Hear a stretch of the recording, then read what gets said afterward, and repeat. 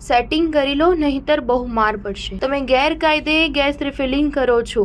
અમે પોલીસમાં છીએ કહીને 4 શખ્સે 1 લાખની માંગ કરી યુવકને માર મારી 44,000 પડાવ્યા. વડોદરામાં 4 શખ્સે પોલીસના નામે ખોટો કેસ કરવાની ધમકી આપીને ગેસ એજન્સીના કર્મચારીઓ પાસે 1 લાખ રૂપિયા માંગ્યા હતા અને 44,000 રૂપિયા પડાવીને ભાગી છૂટ્યા હતા.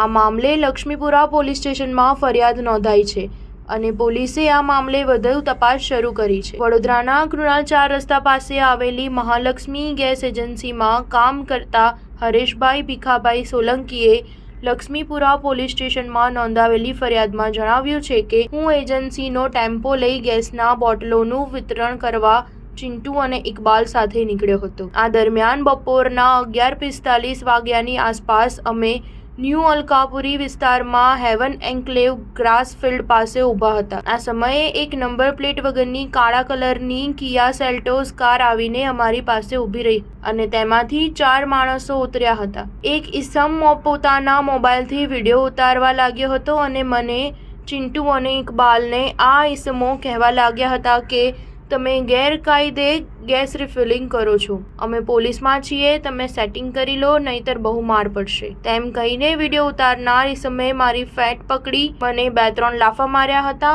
અને મને અને ચિંટુને ગાડીમાં બેસાડ્યા હતા. સ્ટાર ન્યૂઝ 7 હંમેશા સચ્ચાઈની સાથે.